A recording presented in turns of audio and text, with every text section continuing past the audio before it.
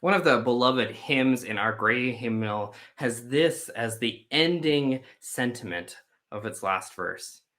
May we learn that to question is truly an answer. I think many of us were drawn to Unitarian Universalism as a faith that would embrace our questions, that would not ask us to be dishonest with our experience, answering questions that other people found important or answering them in ways that do not resonate with our souls. That questioning is actually an answer. But especially in these times of tribulation, these times where the world seems to be upside down, it can be hard for us to hold fast to questioning. When we want something to be solid, we want to have an answer, maybe even if it isn't the right answer. How do we live in a world in which questions truly provide the journey towards an answer rather than the solidity of something concrete? Well, Nobel Prize winner, theoretical physicist Richard Feynman, who laid the foundations for much of what we now know as quantum physics, had this to say about life's truth. Nature uses only the longest threads to weave her patterns, so that each small piece of her fabric reveals the organization of the entire tapestry. That nature uses the longest threads to weave their patterns so that each piece of the fabric reveals the organization of the entire tapestry.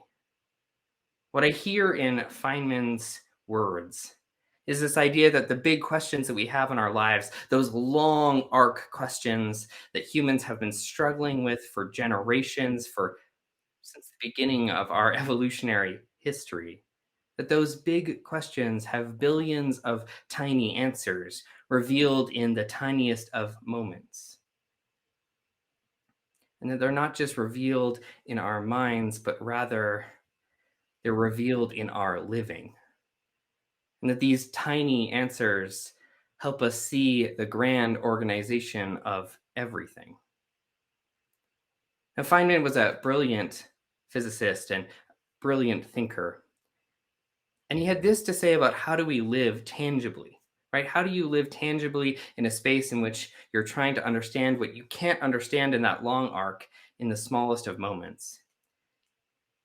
He said it like this, or this is the advice he had. You have to keep a dozen of your favorite problems constantly present in your mind. Although they will lay in a dormant state, every time you hear or read of something, test it against one of these 12 problems and see where it helps. Every once in a while, there would be a hit, and people will say, "How did he do it? He must be a genius." I think to be a Unitarian Universalist is to be like Feynman suggests, that we hold these questions in our minds, experimenting with them in our living. And it's not just simply throwing stuff against the wall and seeing what sticks, it's intentionally holding the problems that matter in our hearts, our souls, and our bodies. And as we encounter truth that is continuously revealed through our questioning and through our living, we bring it up to these deep and important questions, and we see how it shifts how we would live together. Intentionally living through the questions, revealing those long arcs of nature's patterns, holds a humility in knowing that there isn't an answer that will simply cross one of those deep problems off our list, but rather it will be a life journey of ongoing revelation, of ongoing living. Now, these big questions that we have are hard, right? And that's why we do it in community. That your insights into the nature of life add to mine, add to yours, and then together we may be able to see a mosaic of understanding that we each have brought our piece of the truth to.